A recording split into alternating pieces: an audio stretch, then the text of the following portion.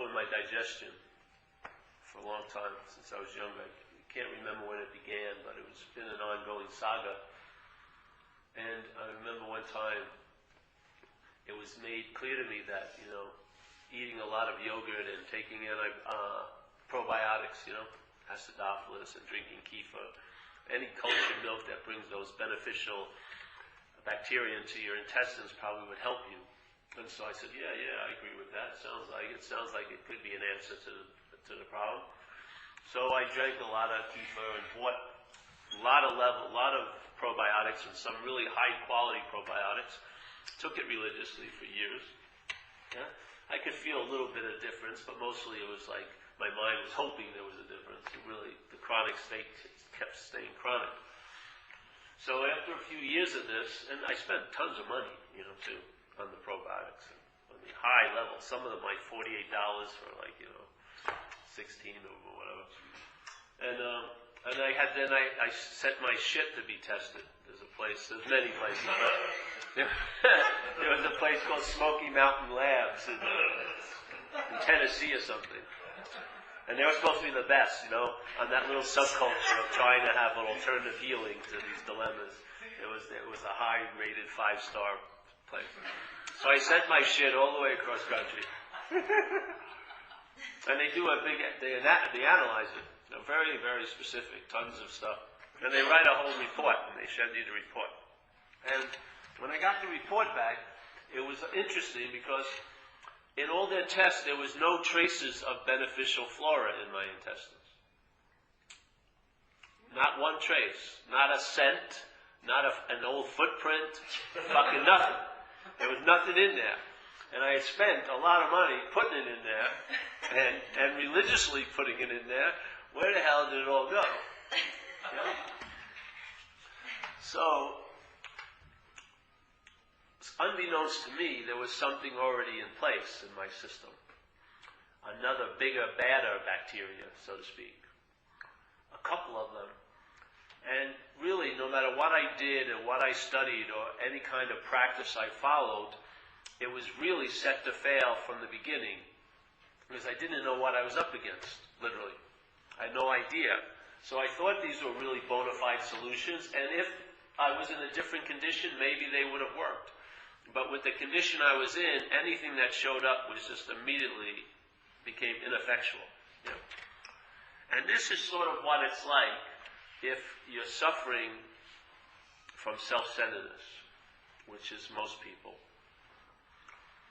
And we, in recovery, have we're like an extreme subdivision of self-centeredness called addiction and alcoholism, where we're exceedingly concerned about self and all that. And if that identification as self, which is a verb, is in place, it really doesn't matter what you try to do and have. The highest turbocharged Buddhism, Zen for the New Age, Zen plus Kundalini plus this plus that, it's probably not going to have much of an effect on you. There'll be some little effects, but basically your daily state won't be radically shifted because there's something in place that can thwart anything you introduce to it because it sort of will morph around it. And it's a beautiful way how it does it, really, because anything that's introduced to you as a solution, when self-centeredness receives it, self-centeredness applies one of its typical behavioral movements, which is doing and having. Yeah? So let's say Buddhism is introduced to me, and the only way I, as a self, which means there is no self, but in self-centeredness, I as a self is how I received that invitation of Buddhism, and immediately it gets put into this behavioral pattern called doing and having, and guess who's going to be the doer and haver of every bit of Buddhism you do and have? It's going to be the self that you're identified as, because the self is the doer and haver. And basically anything that's introduced to you as a solution to usually the effects of your main dilemma, because you don't see the main dilemma. You're just looking for solutions to the effects of self-centeredness so that your life gets a little more bearable, so that you won't flip out at the next picnic you get invited to, or maybe you can go out with a girl for a month instead of, stalking charges right away and stuff. So we have these little improvements that seem like a great event. When you're in hell, 1 degree, cooler is a great progress, but in fact, you're still in hell. I mean, let's not get so filled up with our success, because we haven't left hell. It's just we found a little cooler spot in it. Yeah. We're still getting our asses burned. So, all right, so Buddhism is introduced to me, and the me is representing the self-centeredness. It's representing, the me is a noun representing a verbal system, which is selfing. Yeah? The verb of selfing creates an illusion of being a noun, or like in old Hinduism they call it name and form is the beginning of the whole mistake. Yeah? So form and name. Form, body, brain, name, Paul. Yeah? Paul, name and form. So name and form now receives this new practice. And unfortunately, it will seem like the same old practice after you get to do it a little while, because what will be doing it is the selfing.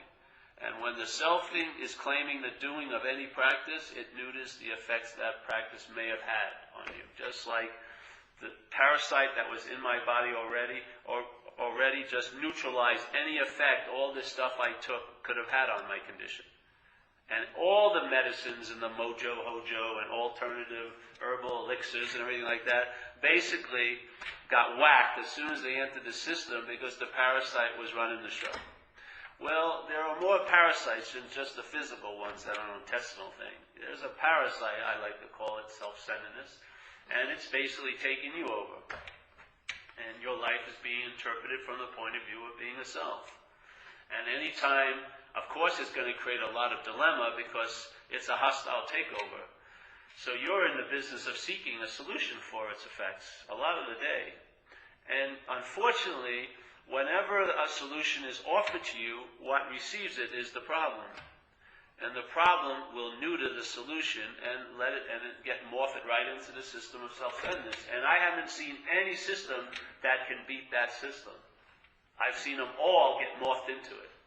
I've seen Buddhism and Zen and Catholicism and Muslim and everything like that gets absorbed into just another phase of self-centeredness. You know? So the threat is immediately caused to be an unthreat, and the self can become a spiritual saint just as easy as an addict. It doesn't really care. What it cares about is the identification of the host with it as the parasite, because that gives it access to the host's life. Because it looks like a self has a life of its own, but it actually has a life of yours, you know, your own. It has to convince you to, and you wouldn't give it away freely to it. Yeah, it's a hostile takeover. There's no way in hell you would spend one day in this takeover if you actually can entertain being free of it. But you can't entertain truly being free of it because you're identified as it.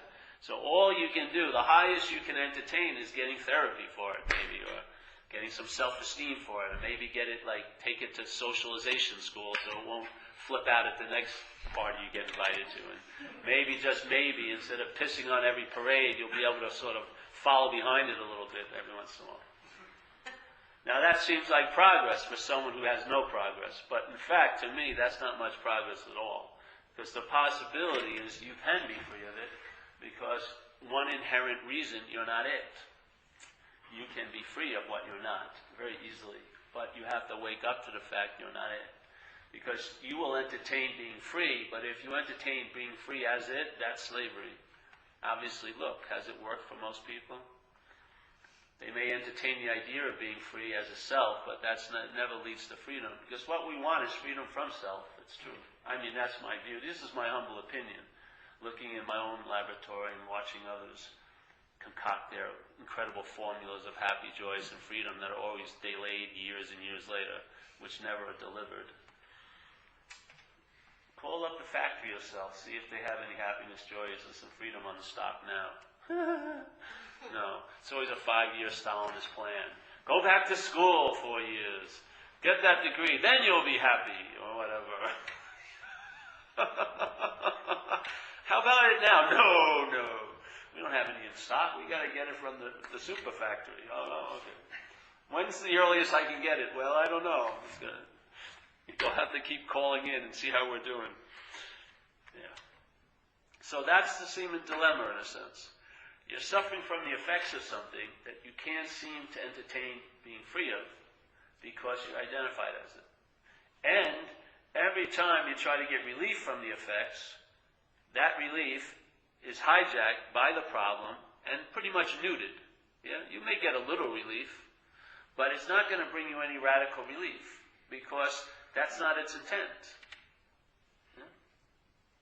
It has more run over your life when you're out cold and unconscious. It does not want you to even come into the neighborhood of the moment. Yeah?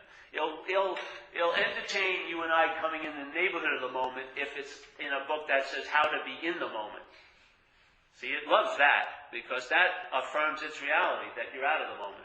So it will let you read 80,000 self-help books that are planning on how to get into the moment more, because that's reinforcing the lie that you could possibly be out of the moment. That's the whole point of it. So it doesn't matter. It loves spirituality. It eats it up. It can look like a spirit, just like I said, just as good as an addict, or just as bad. But if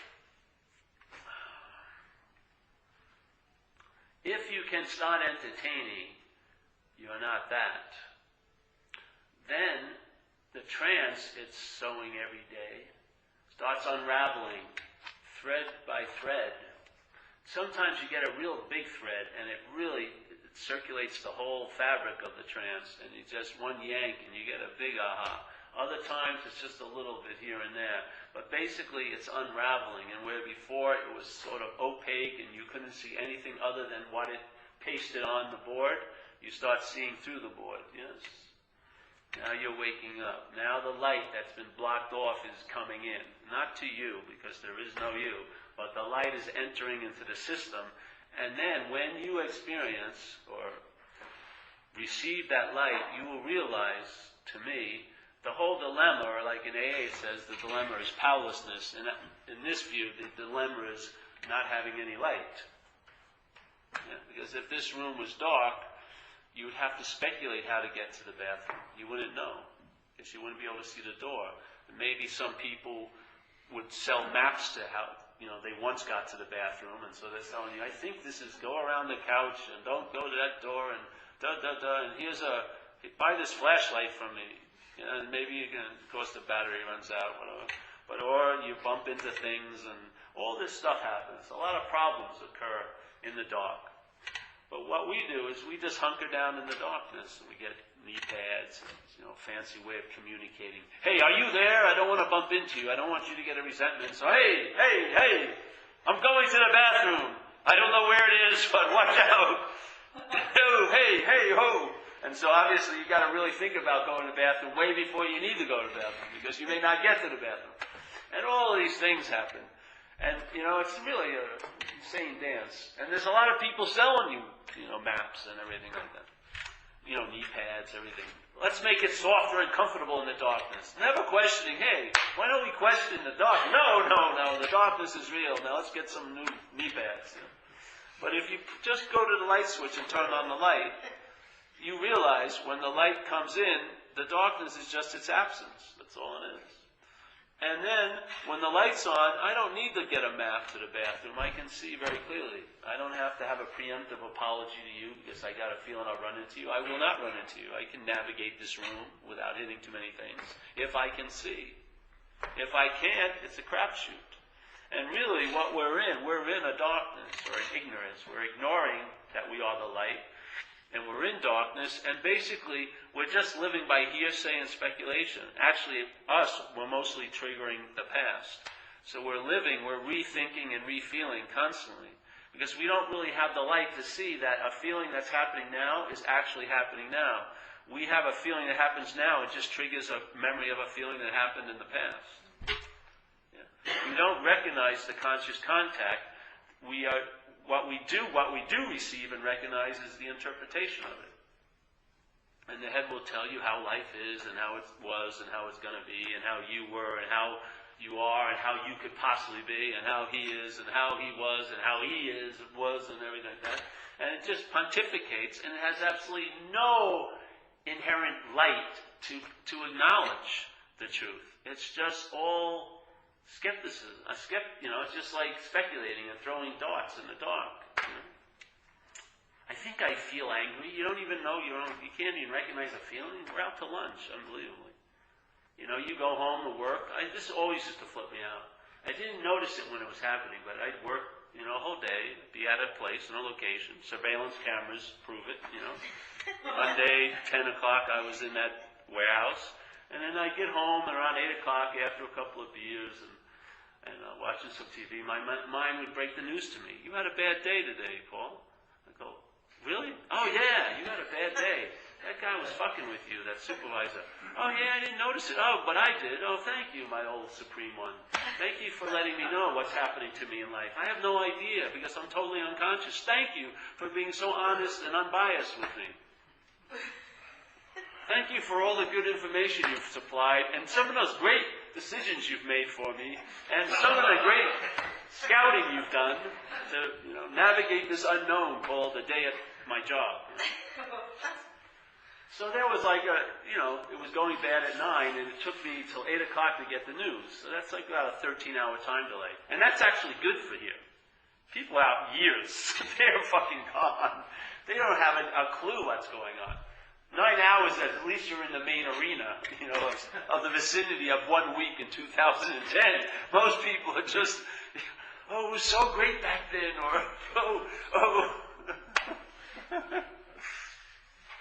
So these are indications that something's off. Yes, you're out to lunch. The basis of life is conscious contact. Yeah? That's how we're informed that there is a life. That's how we can experience or live the interpretation of having a life. What brings us a life is the light that illuminates it, so that we can see things and hear things and feel things and taste things and touch things and think things. And that's the way we know. That's the way we have an experience. Yeah? So that conscious contact is the first place, the selfing, its major modality, modus operandi, is claiming. Yes, that's what it does. Because it doesn't have a life of its own, it has to claim yours. And your life is an activity. It's called being. Yeah? And what is it? It's being conscious. That's the activity of living. So there's stimuli that get picked up by consciousness, and so hearing, yes? Hearing happens. You don't choose to hear, do you? If a siren goes off, you hear it. If your ears point out, you don't go, oh, today I'm not hearing any sirens. So every siren that goes off on Tuesday or Wednesday, you don't hear it. No, there's none of that. It's whatever noise is happening, your ears are able to function because consciousness is seeing through them. Seeing is one way of seeing is hearing. One way of seeing is tasting. One way of seeing is touching. They're all ways of seeing. Yes. Consciousness is wearing like 5 different glasses, but he's seeing, feeling, tasting, touching, smelling. Yeah? So that's conscious contact. So hearing is a seeing. So I'm hearing that. And yet the head's feeling of it, maybe you used to say it doesn't say it anymore because the trance is in place. The assumption is I'm hearing it, isn't it? And the I means this, yeah? Doesn't it? Very rarely do you actually experience the flavor of hearing. Really, really. Mostly it's interpretation of I'm hearing that. And then you have a lot of opinions. Oh, I hate Van Halen, and I like Pearl Jam, and it sounded like Pearl Jam, so I must like it. But I hate Van Halen. And if I found out it was David Lee Roth, I would hate it. But I sort of like it because it sounds like Pearl Jam. All this goes on. It's just yapping. And why it has seeming the right to yap? Because it thinks it's the one who heard it. Yes? This is where the freedom from selfing is. Not in the process of selfing, but where it's claiming the conscious contact. Because it really has nothing to do with the you that you're obsessed with. It really doesn't. So here it is, hearing, seeing, feeling, tasting, touching. That's conscious contact. Consciousness is in contact, and it's called living. Yes? The head, I'm seeing, I'm hearing, I'm feeling, I'm tasting, I'm touching. So the head in self-centeredness has claimed living. That's the basis of it. It's claimed the first start of living, and actually the basis of all living is conscious contact. Or you wouldn't have a life to be worried about, literally. So the conscious contact is the basis of what we call living. It's the verbing of all the verbs. It's the verbing. It's consciousness becoming aware of. Yes? That's that's conscious contact. What occurs is that consciousness becoming aware of has been hijacked, and instead becomes aware of the thoughts about selfing, which selfing's a thought also, but the thoughts of selfing create a noun of a self. So now most of my attention leaves the conscious contact and now just gets consciously in contact with all those thoughts that are about me and the world as a separate place and real and historical figures and da-da-da, and all these incredible reasons to have to worry about what's going to happen to me and all this. And then that becomes obsession with self. What fuels the obsession with self is your awareness of it. That's what drives you crazy. If you could become unaware of that thinking, that's why we used to get loaded. Because we'd get loaded, like when I was younger, I remember I went to school one day when I was about 10 or 11, and I was walking through the hallway, and a pretty girl said hello to me. And I went home and wondered what she meant by it for 5 hours. Yeah? That, I would say, qualifies to be called obsession with self. Yeah? Now, my attention couldn't peel away from all those thoughts that were about me in relationship to what she said and what it meant and what it will mean and blah, blah, blah, blah, and all this speculation. I couldn't seem to break away from it. Yeah? But what was causing me really the insanity was not the thoughts, it was the awareness of them. So the conscious contact, when taken over by selfing, is what drives you crazy. The conscious contact, when left alone, is what's called abidance and peace. It's the same contact. It's just what claims it, really. So if selfing claims it, all that contact, you'll forget. How much do you smell? Not much. You may smell physically now, but I mean, how much do you smell? Not much. It's very underappreciated contact. And same thing with feeling. A lot of people, I remember I'm sitting on the plane, and it's always hilarious, because I used to take a lot of long flights. And let's say there was 2 people on the plane, or 100 people, and let's take some of those people and make them chimpanzees. Yeah? So after an hour or 2 of the flight, the chimpanzees would turn to each other and start picking each other, eat a little. And it's very intimate, The other one, oh yes, but, debug me, and then you debug them. And there would be some contact, but the humans are just totally isolated. They got the little TV screen, the food coming, the drink, the book. Hey, no, I don't want even to sit next to anyone. Sit right here. 15, 17 hours. No, I don't even want to look that way. Yes, come bring me food. The bugs would be having some intimacy, picking things off. Love, Us, no. I'd stay here in my little porno theater of Paul. Oh, I can't stand this. Whatever. This is what self-centeredness has brought us to. We're totally fucking isolated and alone. And we can't even reach out and touch what we may want. Because we have thousands of thoughts about it.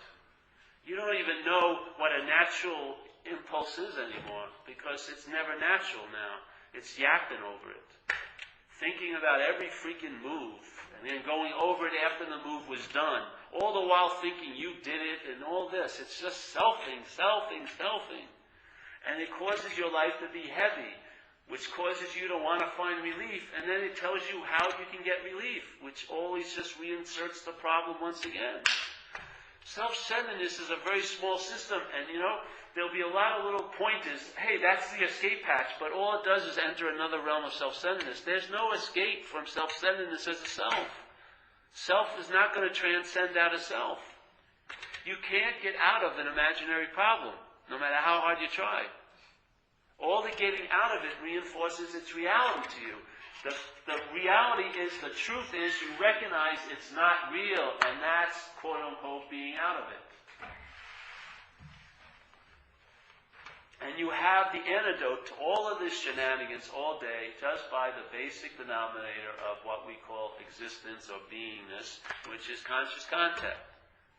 Yeah? Now, you say you're conscious contact, but I don't believe so. You're not conscious contact. Consciousness is moving through this, because I've seen dead bodies that I used to call the person, but when I saw the body without the animating principle or that consciousness, I had a very direct hit. That isn't my Uncle Fred. It's just a fucking body. So what you're calling Bill, let's say, is because you think you're Paul. So you see yourself as a body, so you see every other consciousness as a body. But consciousness is not a body. It's not defined by form. It's no thing. It's formless. That's why it's everywhere. That's why it's so everywhere you can't recognize it.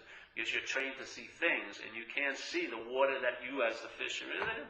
You're missing the whole thing. But it's constantly revealing its movement of being through conscious contact. And through the conscious contact, you can intimate what's conscious, what's in contact. It's not you. It's not this. Your eye is not seeing. Yeah? If this body died, someone could pluck my eye out if they had the right surgical equipment and go to a body that was alive and put my eye in it, and it would be working again. The lenses are perfect, just as they are. But without the consciousness, there's no seeing going on. Same thing with the ear. They could rip out my little ear canal, put it into someone who doesn't have an ear canal, and it would work. Unless I got stabbed in the ear or something, it would work, right? Because it's the consciousness that sees and hears and feels and tastes and touches. It's not the body. The body is like the lens of the telescope the scientist sees through. So the lens allow the scientists to see the stars. These lenses allow consciousness to experience this world that it's made up. This is a rising in consciousness. But this is how it interfaces with it. It has to come through a body, so this is the body it's coming through. But the body is not the consciousness. The body is the facilitator of the consciousness in this realm. It doesn't have to always be a body like this. It could be something else in another realm. But in this realm, it's a body. Yeah? So consciousness is experiencing life through a body. But don't be fooled that the body is that. Because if you are, then you're dying. And if you're dying, then maybe it would seem really valid for you to be afraid of that day you're going to die, because you are going to come to an end, and you don't want to end. But in fact, if you're not the body and you're that consciousness, there's a very, very, very, very good chance you're not dying at any point along the way, because you are the way. You know what I mean? There was no beginning and end for you. You're it. All there is consciousness. So people who are afraid of dying have never lived. That's my view. People who have lived aren't really afraid of dying because they know they ain't dying. But people who are afraid of dying aren't living because they're identified as a self, and that is dying. That's coming to an end. I've had it happen in overdoses and stuff, where it collapsed and there was no voice involved telling me I had overdosed. When the overdose occurred to the body, the voice of the body shut off, yeah? There was nothing left in the apparatus. That's why there's a habit. If you're living on a time delay, if you're hearing, your head tells you what happened to you. When that head tells you what happens to you, what it's telling you about is a past moment, yeah? And is using this moment to tell you about the past moment, which makes you miss this moment. And then the next moment, you tell about the moment you missed. You make up a story, and then you miss that moment that you're telling the new story about the moment you missed and the moment you missed before, and so on and so forth. And it goes on and on and on and on, and you can never catch up to it. You're always missing the moment because you're living in an interpretation that takes up the next moment about the moment you missed. Yeah, so there it goes. You're on this little track, on and on and on, and you're habitually just listening to your head telling you, oh, when's the head going to inform me what happened? I'd like to know what happened today. Oh, well, you were fucked with by your boss. Oh, thank you. Oh, great one, thank you. Now I can just have a beer and feel right about the day. I was waiting for you to tell me. So let's say you're living like that, and you're in that habit, and maybe, just maybe, the body's going to end one day, obviously. So that day occurs. And the body shuts down. Yeah. You're sort of sitting there, waiting for the head to tell you you died. But the voice died in the moment that was going to be interpreted in the next moment. If there was a next moment, it would have told you you died, but there ain't no next moment for you. The train, which is finite, ended, and you end up in the caboose once again. The engine left the station, and you're left in the caboose. And without the engine, it's not going anywhere.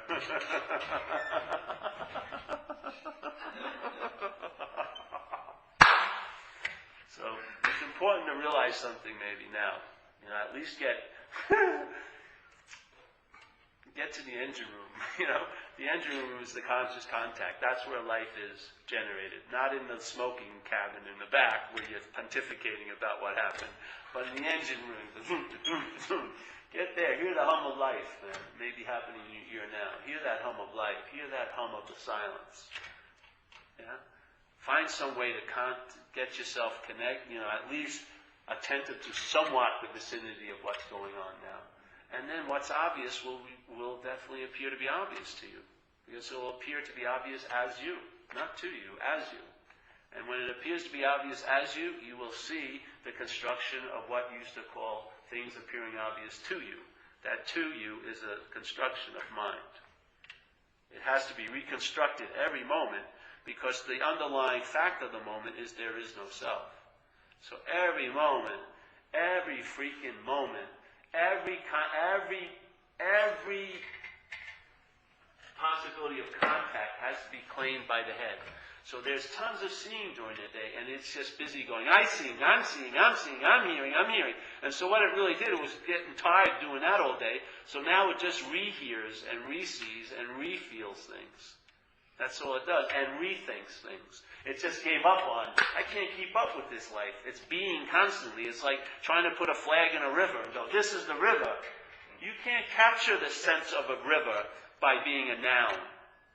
Yeah? And that's what selfing is. Selfing is a verb of mind that makes up an illusion of being a noun.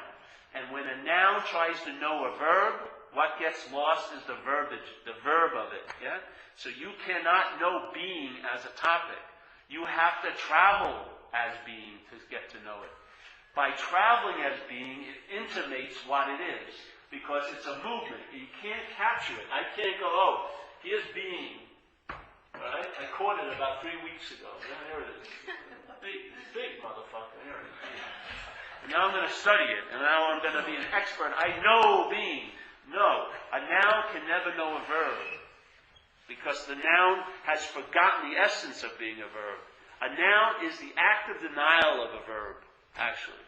So you're taking this as a noun, and now this noun wants to know what living or being is, and it cannot possibly get it as a noun. It has to tell the truth about not being a noun, and then it is a verb. Then it doesn't need 800 pages of scriptures. You're your own light. You don't need another authority to tell you. You need another authority to tell you when you're a noun all fucking day, because you can't get the essence of being. It's impossible because you're not moving with it. You're standing still, in a sense, saying, this is me. This is my fixed reference point. And I can't see life as happening. It's happening to me. And therefore, and this incredible diluting effect. And so the noun is neutered of the verb, and therefore it can't get the essence of a verb as a noun. It can only realize the essence of a verb when it realizes it's a present tense verb. But not as a noun. The self can never get the feeling of a verb because its whole agenda is that it's a noun, that all verbs are happening too. Did you ever see walking, punching, running? They're two verbs. They don't run in, walking can't run into running or something, you know what I mean? They're just verbing. There's no direction. They're not happening to anything. They're just happening. Yeah. Your beingness is like unbridled horses running wild, and you just want to put your heels in and know. Yes? I'm going to know something. I know I should be getting more than this right now. I just know it. But you're not getting more than this right now. Well, then I'm going to deny this and go into where? A mythical what's not happening, where I will get what I want. Then, later, obviously. But I will get it. Or I used to have it. So I'm going to say fuck to this place, this moment, because it doesn't have what I want, and I'm just going to hope I will have what I want later, or I once did have what I want. And I would rather stay in there as a self than to be in the movement of this moment. Because I know that it doesn't have what I want in it. So I'm going to now play God, and I'm going to get into my little magic carpet, all my thoughts about what's not happening, and the original what's not happening is going to fly away into the realm of what's not happening. Because you as a body, as a Paul, as a Deb, as a Greg, is really what's not happening. You are a total interpretation of a mind that is constructed in self-centeredness. It is a program. It's almost like a foreign installment. It's very small, has very limited possibilities. Its thinking is defined by the system, so you cannot transcend out of self through thought. No freaking way. Because the thought is a product of, it's a facilitating product of the system called self-centeredness. So if you're relying on thought, you're relying on self, and we've already got to that point in recovery that self is unreliable. So all you can do is hope that it will be better, or reminisce about one time it was great. Both are mythical.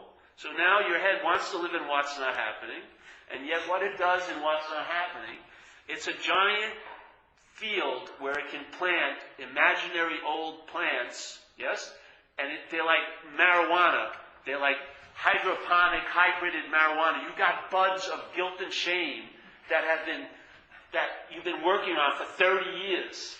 Cultivating every day. Oh, I did that once. Oh, I can't tell anyone what I did. It was such a terrible thing. And you've been convicted in your own little courtroom. You've been the judge, the jury, and you're living your sentence out. And you go there and you harvest in what's not happening. All of this guilt and fear and speculation about, the impending doom.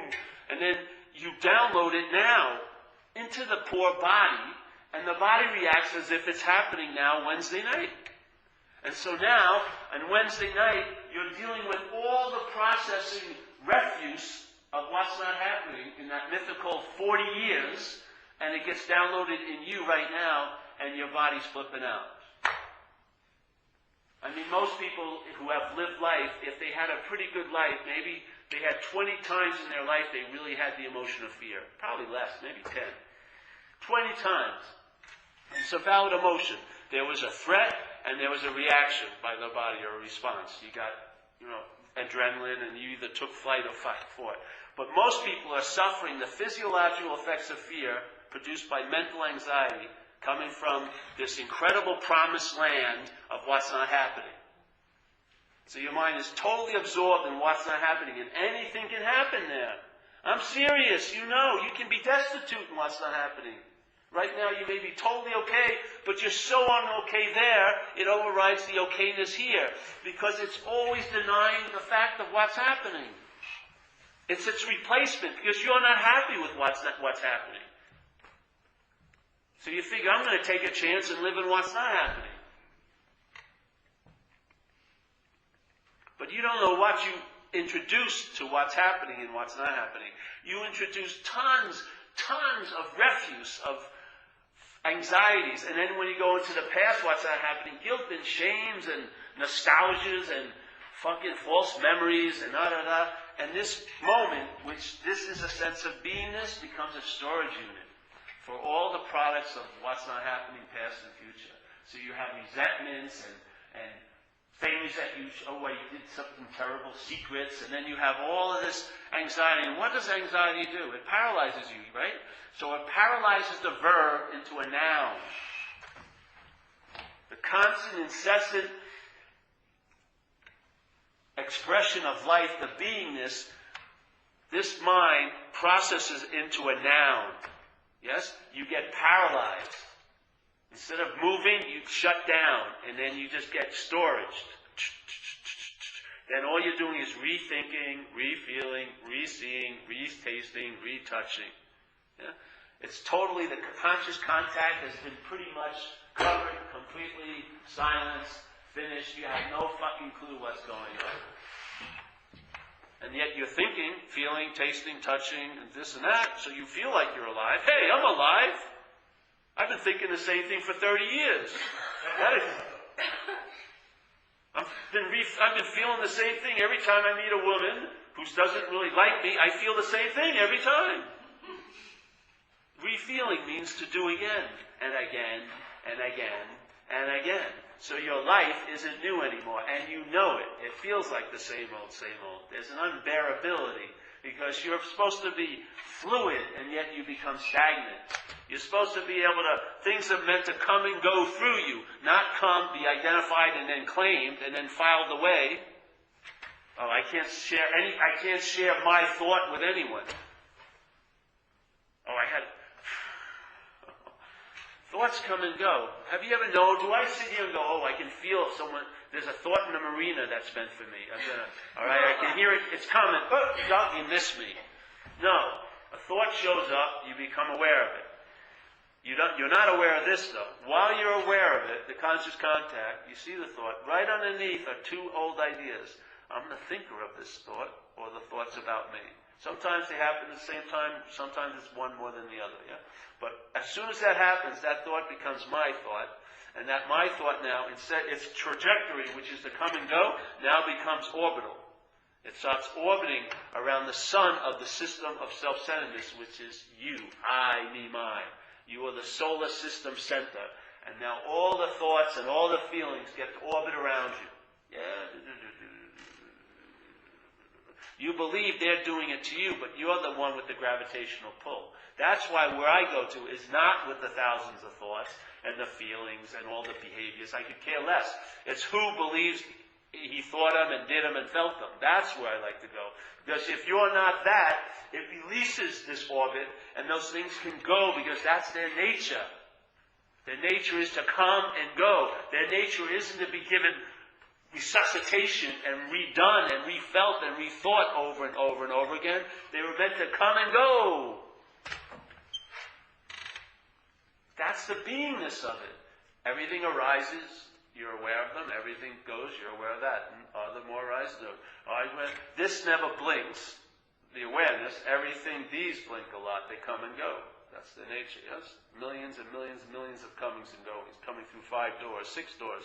Millions and millions and millions of guests, but none of them move in, because there is a master already, which is the consciousness. The consciousness is witnessing every contact that's ever occurred, and most you don't even know you are in contact with. The awareness doesn't miss, because it's pure seeing. Pure seeing. But you're not that as a self. No freaking way. And the self isn't going to attain it or achieve it. No freaking way. Tried, better men and women have tried than us, and they've all failed miserably, because it's unattainable, because you are that. It's being obviously demonstrated every second of your life, but that's why they say it's called an open secret. And people go, well, how could there be a secret if it's open? Exactly. It's not a freaking secret. We make it a secret because of our identification self, or the gateless gate. How could there be a gate without a gate? What's a gateless gate? It implies there ain't no gate, obviously. There's nothing you have to walk through. There's no doorman you have to tip to get in. You're in it right now. But not as a noun. That's an appearance in it. But you are the verb of life. You are being. Being. Not wasing and willing, but being.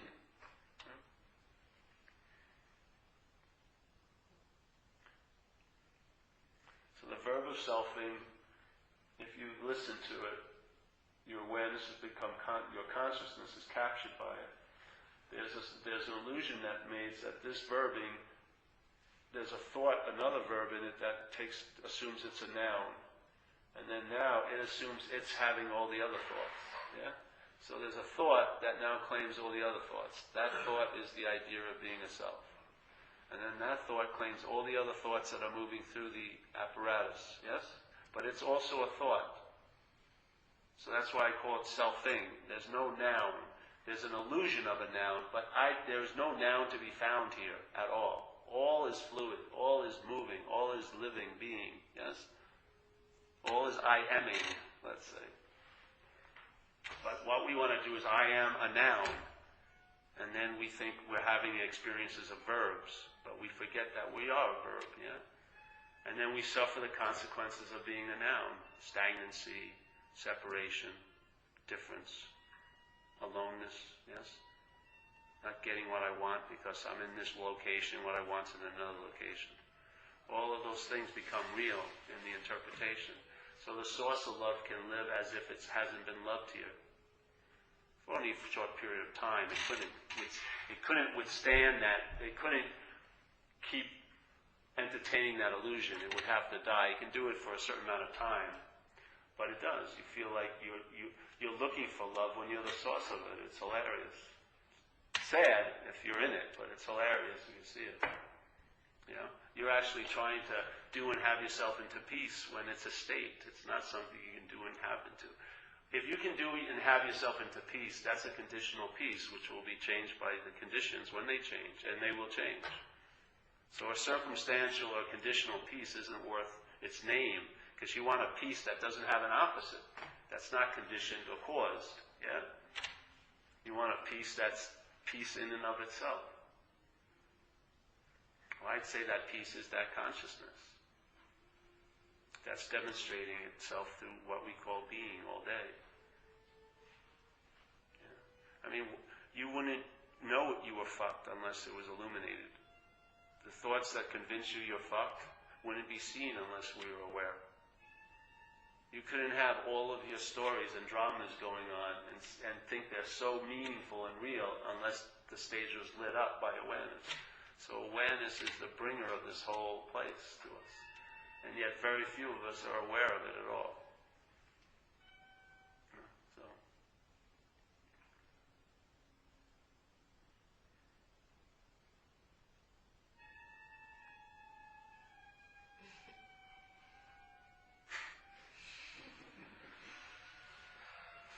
We're descending the steps of self into hell. Oh no! It's going lower. How low can it go? There's where the Savior comes. They fail you. Ooh, lower. The fairy princess, lower. Money, lower. I'm still descending. You promised all these things would save me. No.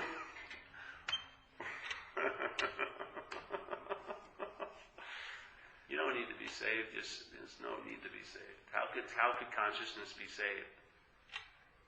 How could awareness be saved?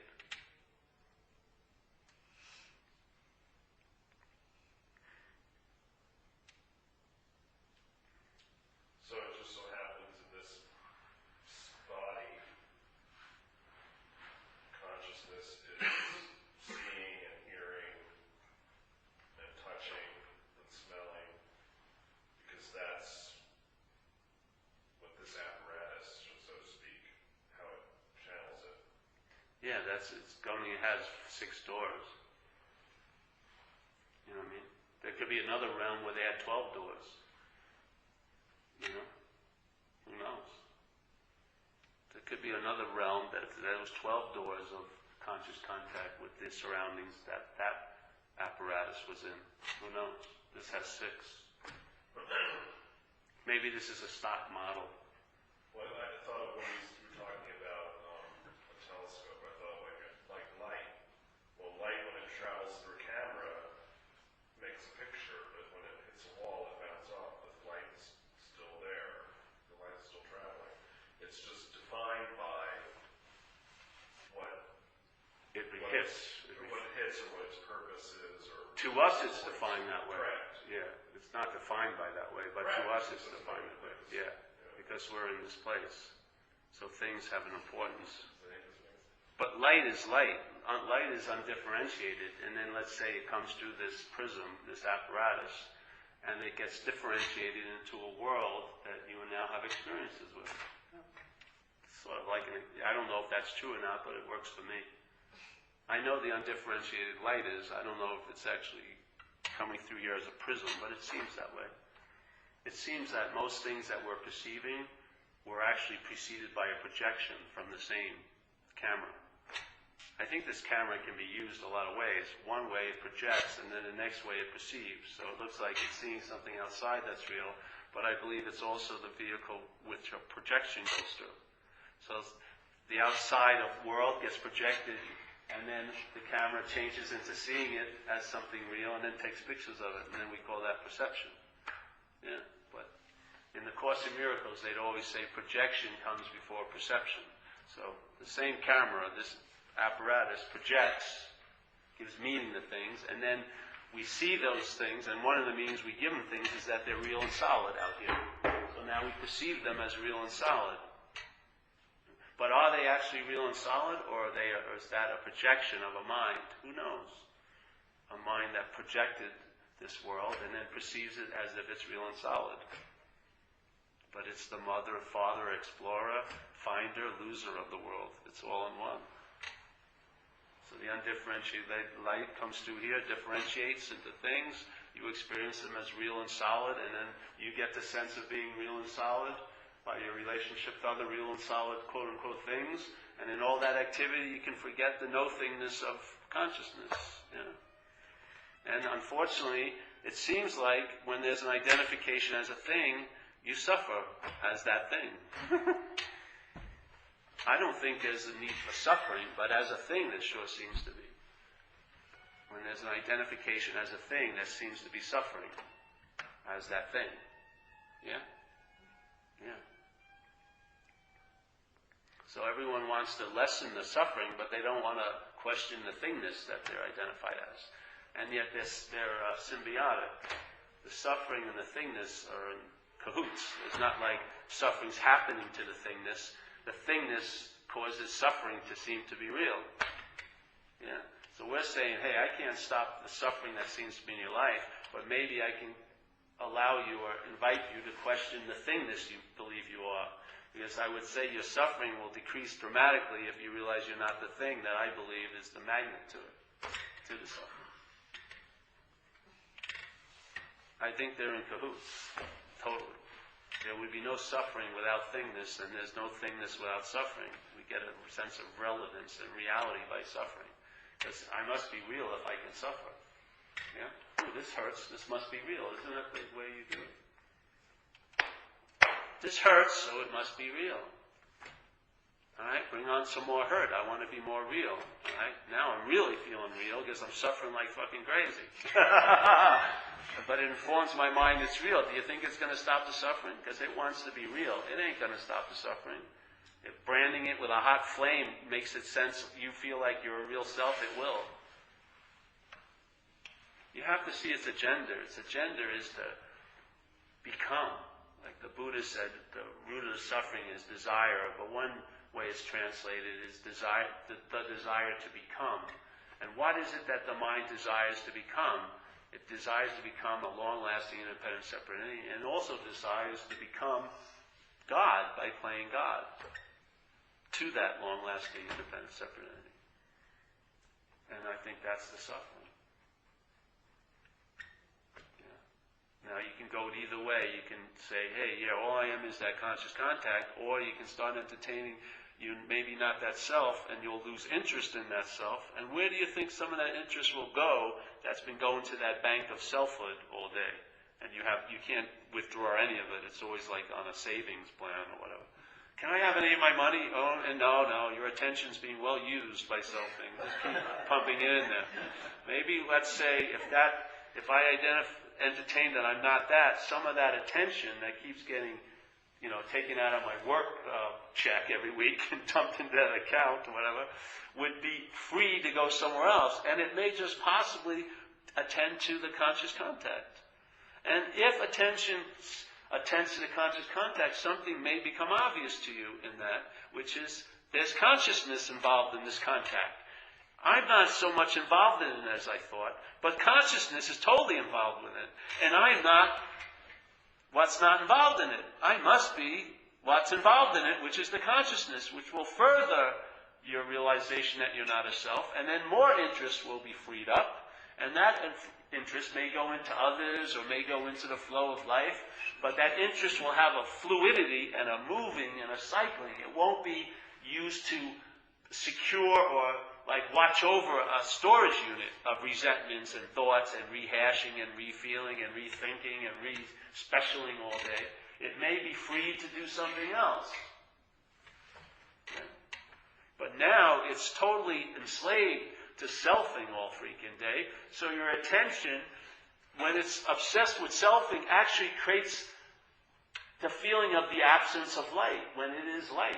It becomes, when it's used to illuminates self, it darkens everything else, yeah?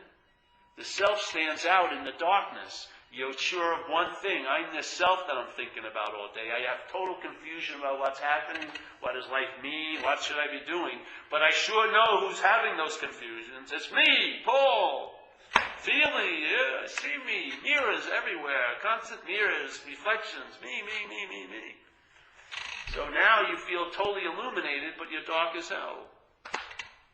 Because your attention is only putting a spotlight on what you're not, which creates a sense of darkness.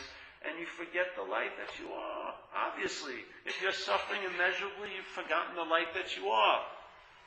A good tree cannot bring forth bad fruit. So if you're living with a lot of bad fruit, I would check out the orchard you're in. You may be sitting under the wrong freaking tree. The bird of self may be shitting on you. That's what's happening. And the way it processes life, it produces a lot of shit. I'm telling you. And you're going to be cleaning up after it. Because you're going to be identified as it. If you're identified as it, you're claiming every time self expresses through you, you think it's yours. You're beholden to it now. You have to do with that. You have to do something with it. Hide it, or dump it on someone, or therapize it, or somehow.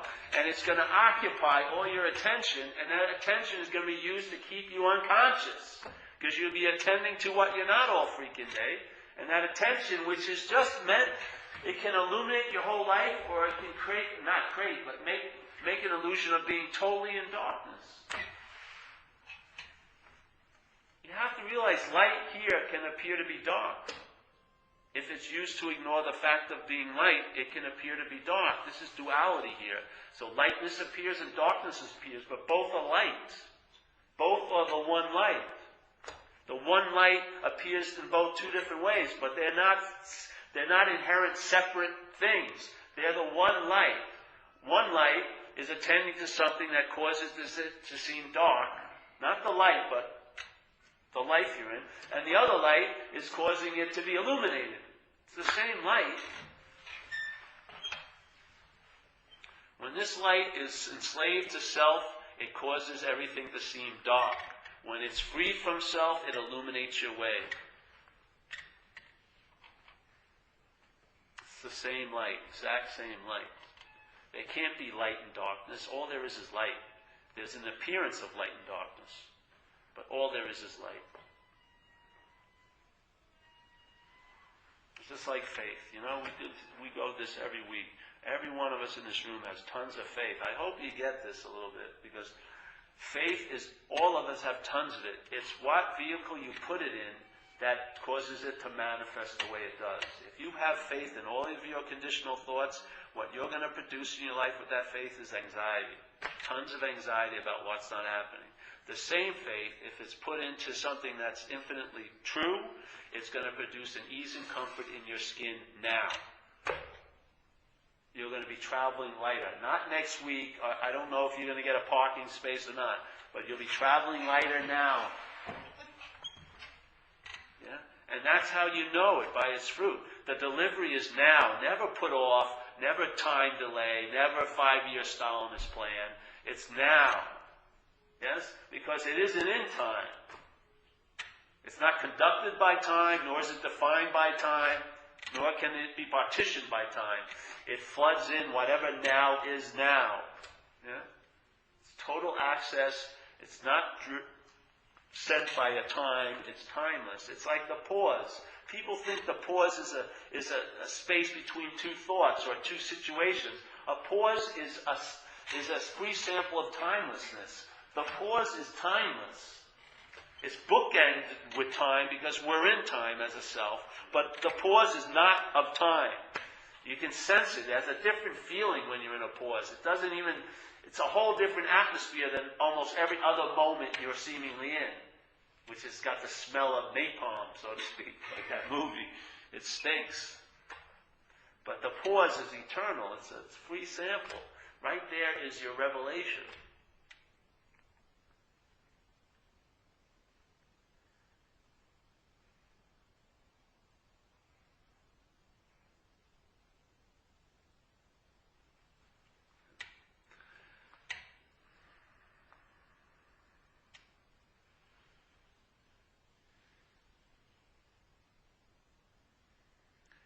After a while, the pause will override the moment thing.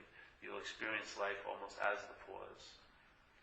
The moment appearances and disappearances won't leave much of an impression, but you'll get a sense of that constant thing that's always so, and that's what allows you to travel lighter.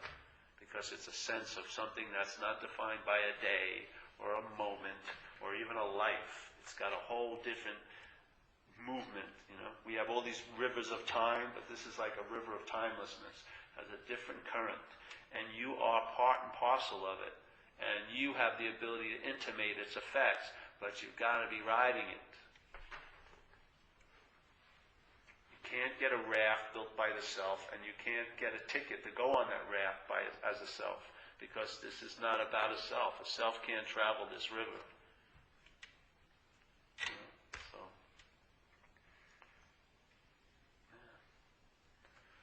we're going to pass the basket, eh? Yeah? Here you go.